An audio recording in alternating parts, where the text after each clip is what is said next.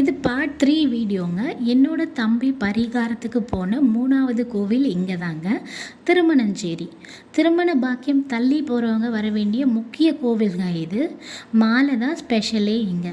Main card Sivaperuman. மாலை வாங்கி போட்டு அந்த மாலையை வீட்டுக்கு வாங்கிட்டு வரணும். கும்பகோணத்துலேருந்து 20 கிலோமீட்டர் தாங்க இந்த கோவிலும்.